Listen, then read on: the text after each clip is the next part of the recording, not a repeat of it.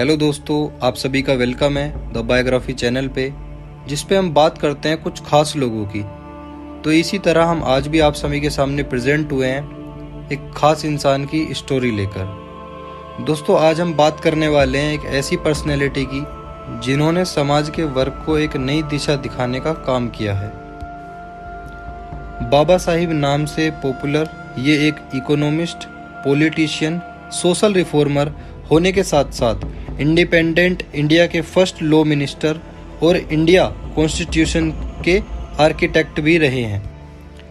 जी हाँ, हम बात कर रहे हैं डॉक्टर भीमराव अंबेडकर की। ये एक सही मौका है इनके संघर्ष और इनकी स्टोरी जानने का। डॉक्टर अंबेडकर के नाम और काम से लगभग सभी लोग परिचित होते हैं, लेकिन जितना स्ट्रगल इन्होंने अपने जीवन में किया है उनके बारे में अक्सर कम ही बात होती है। इसलिए आज की वीडियो में हम एक लीडर बनने से पहले देखेंगे कैसे एक दलित लीडर का विकास हुआ। तो आइए दोस्त, वीडियो को करते हैं स्टार्ट। डॉक्टर भीमराव अंबेडकर, जिनको आज लोग बाबा साहिब के नाम से भी जाना करते हैं। जन्म हुआ 14 अप्रैल 1891 में मध्य प्रदेश मऊ में। माताजी का नाम भीमाबाई, पिताजी का नाम रामजी मालोजी सकपाल, जो कि एक आर्मी ऑफिसर थे। भीमाबाई और रामजी की पहले से कई संतानें थी। इसके बावजूद इन्होंने भीमराव को एक अच्छी एजुकेशन देने की ठान ली थी। 2 साल बाद रामजी आर्मी से रिटायर हो गए 1894 में। उसके बाद पूरी फैमिली डपोली शिफ्ट हो जाती है, जो कि महाराष्ट्र के रत्नागिरी डिस्ट्रिक्ट में लोकेटेड है। भीम को 5 साल की उम्र में एडमिशन दिलाया जाता है, लेकिन रामजी के रिटायर होने के बाद छोटी सी पेंशन पे घर चलाना बहुत मुश्किल हो रहा था। फिर उसके बाद इन्हें एक ट्रेजेडी से गुजरना पड़ता है। भीमाबाई, जो काफ़ी टाइम से बीमार चल रही होती हैं, उनकी मृत्यु हो जाती है। इसके बाद भीम की आंटी मीरा बच्चों का जिम्मा उठा लेती हैं। अब बात करते हैं आगे। भीम की छोटी सी उम्र में ध्यान इस तरफ जाता है कि उनका और उनके फैमिली के साथ कुछ अलग तरह का व्यवहार किया जाता है। स्कूल में उन्हें बाकी स्टूडेंट की सीट से दूर कोने में एक रफ मैट पे बैठना पड़ता है। ब्रेक में उन्हें उस बर्तन से पानी नहीं पीने दिया जाता था जिस बर्तन से बाकी सभी बच्चे पिया करते थे। भीम को ये समझ नहीं आता था कि हमारे साथ ऐसा क्यों होता है, ऐसा हमने क्या गलत किया है। भीम इस बारे में सोचते रहते हैं, लेकिन इसके पीछे का कारण नहीं समझ पाते। जैसे जैसे भीम बड़े हुए, इसी तरह सेंसलेस इंसल्ट ने उन्हें बहुत रियलाइज कराया कि हिंदू सोसाइटी इसे अनटचेबिलिटी कहती है। उनकी बहन को उनके हेयर कट घर पे ही करना पड़ता था, क्योंकि गांव के बार्बर्स को अनटचेबल द्वारा पोल्यूट होने से डर लगता था। अगर भीम अपनी सिस्टर से पूछते थे कि हम अनटचेबल क्यों हैं, तो उनके पास एक ही जवाब हुआ करता था कि ऐसा पहले से होता आ रहा है। भीम की किस्मत कुछ मायने में अच्छी भी थी, जैसे कि एक टीचर हाई कास्ट के होने के बावजूद भी भीम को पसंद करते थे। उनका नाम था कृष्णा जी केशव अंबेडकर। वो भीम की काबिलियत को पहचानते थे और पहचानने के बाद उनकी तारीफ किया करते थे। फिर कुछ दिन बाद भीम के फादर ने दूसरी शादी करने का फैसला लिया। इस बात को लेकर भीम बहुत गुस्सा हुए। गुस्सा होने के बाद फिर उन्होंने अपनी आंटी का पर्स चुराने का फैसला लिया और मुंबई भाग जाने की बातचीत शुरू कर दी। फाइनली जब पर्स हाथ लगा तो पर्स के अंदर एक ही सिक्का था। भीम को काफी शर्म आई और सिक्का वापस रखा और अपने आप से एक वादा किया कि वो अब मन लगा के पढ़ाई करेंगे और इंडिपेंडेंट बनेंगे। अपनी कड़ी मेहनत से जल्द ही उन्होंने अपने सभी टीचर्स का दिल जीत लिया।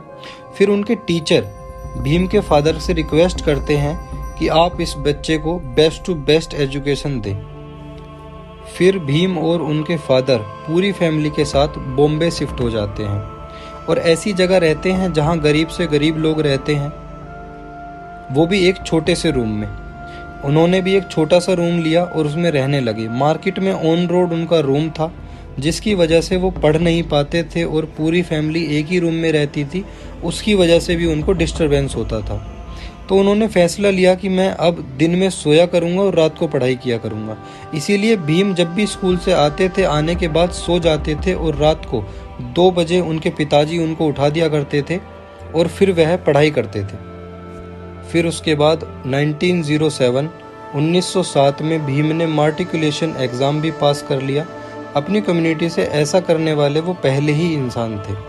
फिर उसके बाद जब भीम की 15 साल की उम्र थी, रामाबाई से शादी कर दी जाती है। उसके बाद राम जी भीम की स्कूल फीस देने में परेशान होने लगते हैं। फिर भीम के एक दोस्त ने सयाजी राव के महाराज गायकवाड़ को अर्जी भेजते हैं।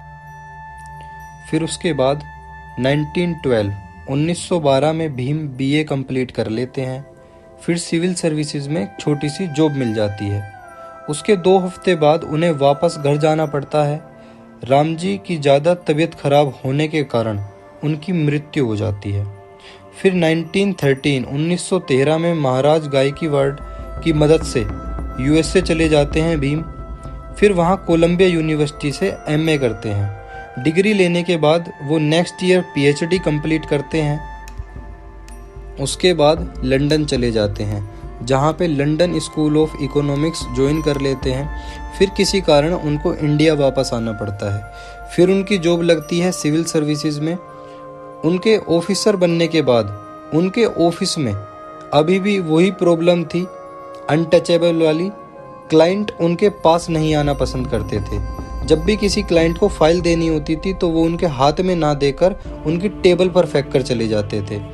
कोई इज्जत नहीं करता था। जब पानी देने की बात आती थी तो गिलास रूम में रख कर चले जाते थे, कोई पूछता तक नहीं था। जब कभी रूम की ज़रूरत पड़ती थी वर्क से रिलेटेड होटल्स वगैरह में, तो उनको कोई अपना रूम तक नहीं देता था।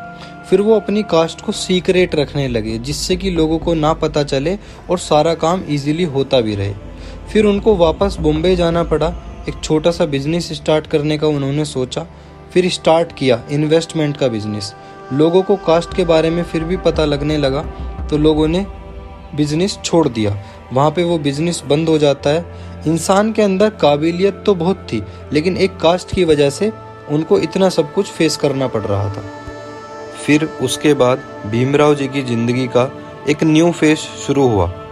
1918 भीमराव जी बॉम्बे से एक कॉलेज में आए। वहाँ पे लेक्चरर बन जाते हैं और यहाँ स्टूडेंट्स के बीच में एक बढ़िया टीचर होने के नाते एक अच्छी पहचान बन जाती है। इसी समय उन्होंने एक मराठी न्यूज़पेपर भी लॉन्च किया। उसकी शुरुआत करी। शुरुआत करने के बाद उनको पता था जो कि लोअर कास्ट की आवाज़ बन जाता है। भीमराव जी ने कॉन्फ्रेंस ऑर्गेनाइज और अटेंड करनी भी स्टार्ट की। उनको इतना समझ आ गया था कि लोगों को इसके बारे में जागरूक करना ज़रूरी है और इसके लिए इक्वल राइट्स के लिए फ़ाइट करनी भी ज़रूरी है। फिर इसके बाद एजुकेशन की इम्पोर्टेंस को जानते हुए उन्होंने 1924 में बहिष्कृत हितकारिणी सभा नाम से एक एसोसिएशन की शुरुआत करी। इसका काम था free school, free college, free library setup करना। जो भी किया दलित लोगों के लिए किया। दोस्तों, ये थी एक कहानी एक ऐसे इंसान की जिसने पूरी ज़िंदगी में संघर्ष किया, जिसने पूरी दलित कम्युनिटी को आगे चल के प्रेरित किया। डॉक्टर भीमराव अंबेडकर ना सिर्फ लीडर बने, वो वुमेन राइट के बहुत बड़े पक्षधर भी बने। इन्होंने आई अपनी जीवन में परेशानियों से हार नहीं मानी। ऐसी महान शख्सियत को हमारी तरफ से सत सत नमन। तो इसी के साथ वीडियो को करते हैं यहीं पे एंड। अगर आपको वीडियो में कुछ भी चीज़ अच्छी लगी हो तो आप कमेंट करके ज़रूर बताना। और अगर आपको वीडियो अच्छी लगी है तो दोस्त प्यार दिखाना, लाइक करना, वीडियो को शेयर करना, सब्सक्राइब करना और बेल आइकन को प्रेस करना ना भूलें। Thank you so much.